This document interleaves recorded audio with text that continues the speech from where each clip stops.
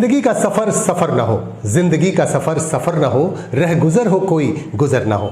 मैं हूं संजय सिन्हा, आप देख रहे हैं खास बात इंडिया। खास बात इंडिया के इस न्यूज बुलेटिन में आप तमाम दर्शकों का हर रोज की तरह बहुत बहुत स्वागत। हमारे पास एक अहम खबर आ रही है। भारत के पूर्व केंद्रीय मंत्री और आसनसोल के सांसद बाबुल सुप्रियो ने आखिरकार राजनीति को अलविदा कह दिया। आज फेसबुक में एक पोस्ट छोड़ते हुए उन्होंने ऐलान कर दिया कि वह राजनीति से संन्यास ले रहे हैं। उन्होंने कहा कि वह एक टीम प्लेयर है और भाजपा के प्रति उनकी आस्था रहेगी, लेकिन वह अब राजनीति से कोसों दूर रहेंगे। इस तरह की बातें बाबुल सुप्रियो ने लिखी हैं एक फेसबुक पोस्ट में। इससे पहले 29 जुलाई को उन्होंने संकेत दे दिया था कि वह राजनीति से को अलविदा कह सकते हैं, राजनीति छोड़ सकते हैं, और आखिरकार उन्होंने ऐलान कर दिया कि वह राजनीति से संन्यास ले रहे हैं, राजनीति को अलविदा कह रहे हैं। आपको बता दूं कि आज कथा सम्राट मुंशी प्रेमचंद की 141वीं जयंती है और मुंशी प्रेमचंद देश भर में याद किए गए। मुंशी प्रेमचंद की प्रतिमा पर माल्यार्पण किया गया। आसनसोल नगर निगम ने भी मुंशी प्रेमचंद को याद किया। आसनसोल नगर निगम के प्रशासनिक बोर्ड के चेयरपर्सन अमरनाथ चैटर्जी ने मुंशी प्रेमचंद की प्रतिमा पर माल्यार्पण किया और कहा कि मुंशी प्रेमचंद एक महान कथाकार थे और उनकी कहानियां आज भी बेहद प्रासंगिक हैं। उनके बताए रास्तों पर उन्होंने जिस तरह से जो बातें लिखी हैं किताबों के माध्यम से, कहानियों के माध्यम से, उस पर अमल करने की जरूरत है। उर्दू में भी है, हिंदी में भी है। तो ये हमारा इधर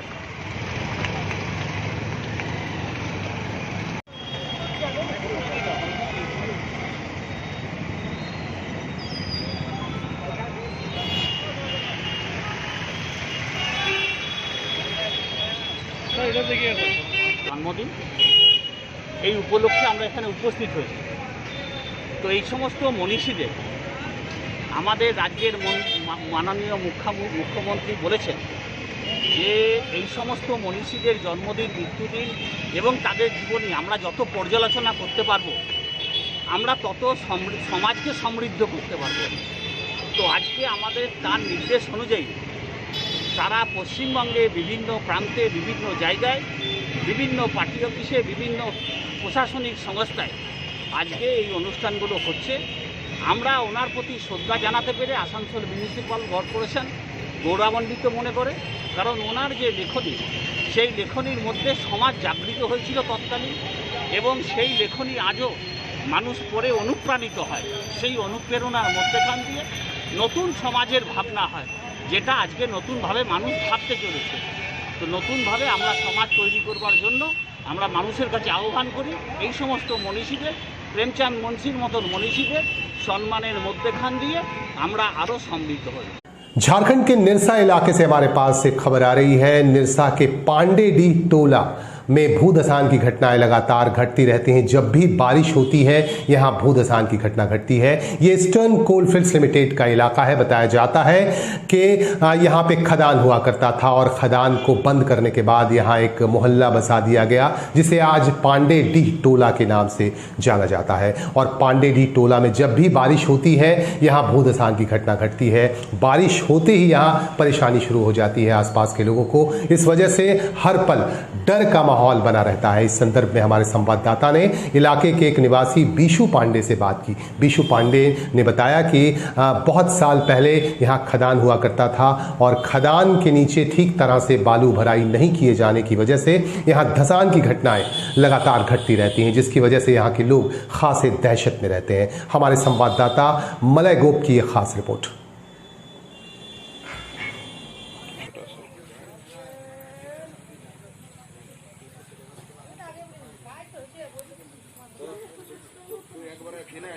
देखे तो लेना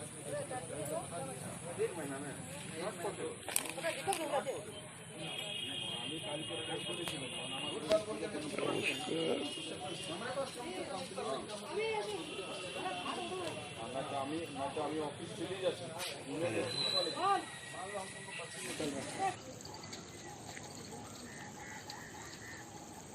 4-5 घर एकदम पूरा दशक में। इधर तो मेरा फैमिली सब खाली करवा दी।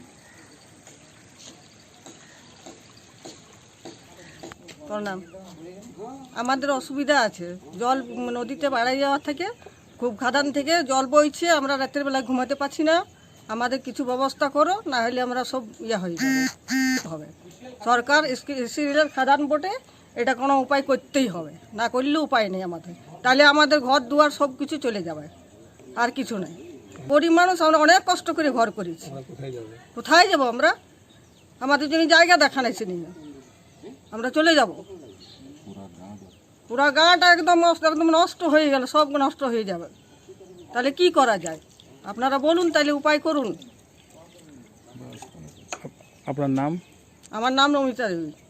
मेरा जो ये घर है, ये घर के समीप ईसीएल खदान चलाया था बहुत पहले, स्लैक्टेक लाइड नाम से। और ये 2019 में भूधसान एकाएक हो चुका था रात में। तो हम लोग बहुत दशक में फिर ईसीएल प्रबंधक को इसका जानकारी दिया गया।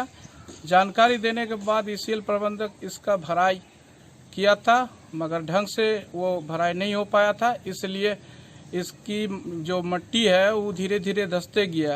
आसनसोल शिल्पांचल कोयलांचल से भूधसान का चोली दामन का रिश्ता रहा है। भूधसान की घटनाएं यहां लगातार घटती रहती हैं। अंडाल से ऐसी खबर हमारे पास आ रही है।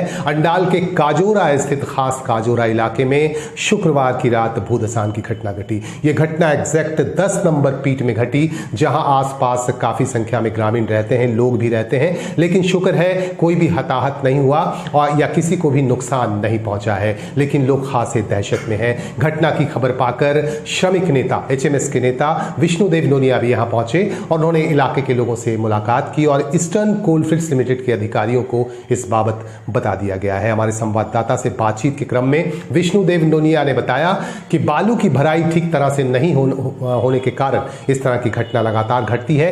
यहां भी कुछ ऐसा ही मामला है, बालू की भराई ठीक तरह से नहीं हुई, जिसकी वजह से भूधसान की यह घटना घटी है।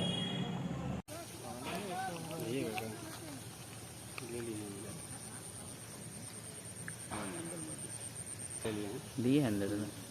जाइएगा नहीं, बचा गए तो बस। रखा है कुमार साहब का, कुमार साहब थोड़े बना रहा है।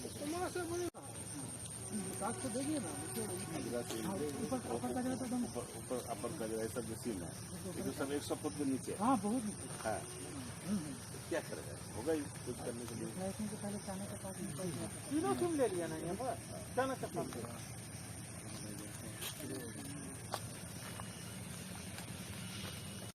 हमको फिलिंग करने की व्यवस्था कर रहा है। कैसे हुआ ये नेशनलाइजेशन के पहले हम लोग को केबिंग हुआ था तीनों सिम का, उसी को ऑटोल हुआ है। तो अभी क्या कर रहे हैं आप लोग? अभी हम लोग इसको भरने की व्यवस्था कर रहे हैं, फिलिंग कर देगा। अभी कितना डेंजर है? डेंजर से तो कुछ नहीं है, इसीलिए तो फेंसिंग वूसिंग कर दिया गया, गार्ड भी चारों तरफ लगा दिया है, ये कोई आदमी ऐसे नहीं गिर जाए। ये तो सबसे इलाका है ना, तो इसके लिए आप लोग कोई व्यवस्था की है कि यहाँ कोई नहीं जाए भी? हाँ, तो यहाँ तो फेंसिंग पूरा लगा हुआ था, फेंसिंग को अभी तोड़ दिया है। और इसको आगे भी हम लोग नोटिस सब लगा हुआ था, वो भी उठा के लेके चला गया सब, फिर हम लोग अब नया से लगा देंगे। देखिए, तो कल से हुआ है, ठीक है, और ये ओल्ड वर्किंग है, बहुत मैंने नेशनलाइजेशन के टाइम का वर्किंग है, आज का नहीं है। और ये गोटा इलाका ही है, ये सब जितना भी ये सरसों डंगाल से बसा हुआ है, यहाँ भी ओल्ड वर्किंग है, जिसका कोई नक्शा नहीं है, कोई ये नहीं है। अगर हेडक्वार्टर में होगा तो अलग बात है। मैनेजमेंट जो है प्रयास करता है, धन्यवाद के पात्र, यहाँ बराबर सबसाइड हो रहा है। हर साल आप देखेंगे एक न एक सबसाइड होता है यहाँ पर। तो हम लोग भी सब लगे रहते हैं कि इसको जैसे भी हो सुरक्षा किया जाए। ये भी देख लीजिए, आप तो देख रहे हैं कि जो घर द्वार बन रहा है सब, अब गरीब आदमी आके बना लेता है कुछ। वहाँ पर 1 नंबर 2 नंबर चानक था, 3 नंबर चानक था, वो सब बंद हो गया बहुत पहले।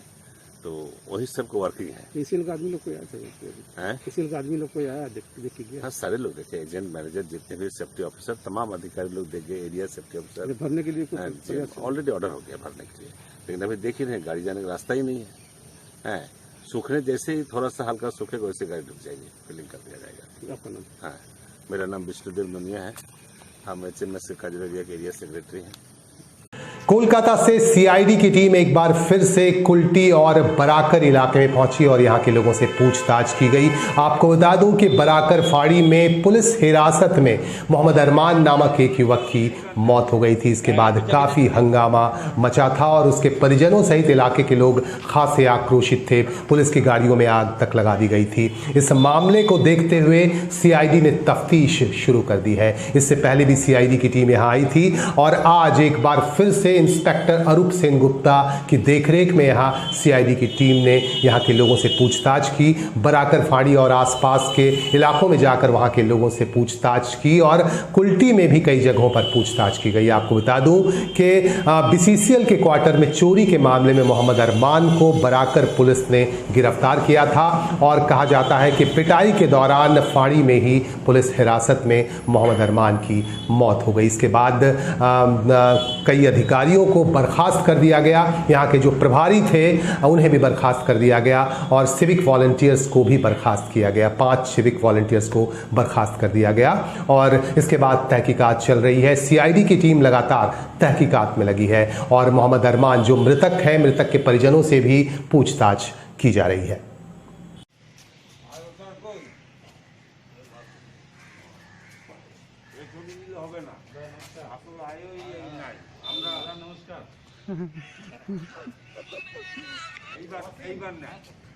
पीछे पीछे जल्दी।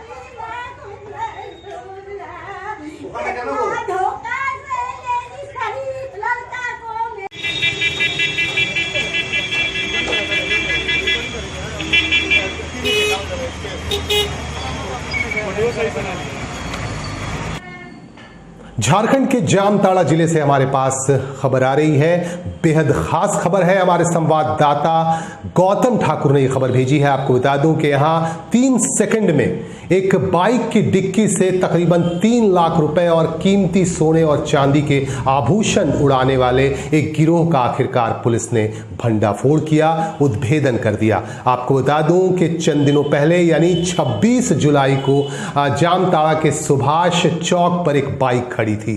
पंकज नामक व्यक्ति की एक बाइक खड़ी थी और इस बाइक में 3 लाख रुपए थे और सोने और चांदी के आभूषण थे। इसकी भनक अपराधियों को मिल गई और अपराधियों ने 3 सेकंड के अंदर बाइक की डिक्की को तोड़ डाला और डिक्की से 3 लाख रुपए और सोने और चांदी के कीमती आभूषण उड़ा लिया। और इसके बाद पुलिस को खबर दी गई। पंकज नामक व्यक्ति ने खबर दी और इसके बाद पुलिस लगातार लग गई, खोजबीन करने लगी और आखिरकार गुप्त सूचना मिली। गुप्त सूचना के आधार पर पुलिस ने मिहीजाम के ढेकी ग्राम में एक छापामारी अभियान चलाकर कुद्दूस अंसारी सहित 4 लोगों को इस मामले में गिरफ्तार कर लिया और उनके घर से रुपए भी बरामद किए गए, तकरीबन 31,000 रुपए और सोने चांदी के आभूषण और भी तमाम चीजें बरामद कर लिए गए। आप देख पाएंगे इस रिपोर्ट में कि किस तरह से पुलिस ने एक गुप्त सूचना के आधार पर एक अभियान चलाकर आखिरकार इस गिरोह के सदस्यों को गिरफ्तार कर लिया। इस संदर्भ में हमारे संवाददाता ने तफ्तीश की और इस संदर्भ में जामताड़ा जिले के पुलिस अधीक्षक दीपक कुमार सिन्हा ने जानकारी दी पत्रकारों को और जानकारी के क्रम में उन्होंने तमाम बातें बताई।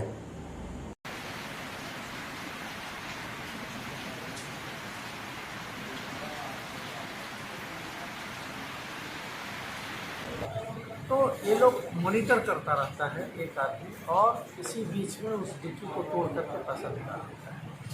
तो ये विशेष करके जो क्रिमिनल थे, दिखावे के लिए ये लोग फेरी का भी काम करते हैं। फेरी का मतलब है कि कुछ कपड़े का मोहल्ले में और गांव में बेचने का काम करते हैं और उसी के क्रम में ये लोग रैकी भी करते हैं। तो विशेष करके ये जो फेरी वाला काम है ये इनका मात्र दिखावा है और मुख्य काम इनका है वो डिक्की से पैसा उड़ाना इनका मुख्य पेशा है। 4 लोग इसमें इन्वॉल्व थे, 2 मोटरसाइकिल था, ये दोनों मोटरसाइकिल बरामद हुई है। इसके अलावे इनके घर से कुछ जेवरात भी बरामद हुए हैं जो इनके द्वारा बताया गया कि ये लोग उड़ीसा के ये बालासोर डिस्ट्रिक्ट में इन लोगों ने क्राइम किया था। एक सोना चांदी का मर्चेंट अपने डिक्की में ये सब जेवरात के सामान लेकर के दुकान से घर कहीं जा रहा था, तो बीच में मोटरसाइकिल उन्होंने कहीं पे रोका था और इस बीच में डिक्की से इसने पैसे निकाल दिए। इस संबंध में हमारी बात वहाँ के एसपी से भी हुई है और कंसर्न थाना प्रभारी ने वहाँ के थाना प्रभारी से बात की है इस संबंध में, और फर्दर आगे की कार्रवाई की जा रही है। इन लोगों ने सारठ में भी एक घटना को अंजाम दिया है, तो सारठ में भी जो कार्रवाई है ये इन्हीं लोगों के द्वारा की गई है और उनके द्वारा भी जो चोरी की हुई रकम थी वो भी बरामद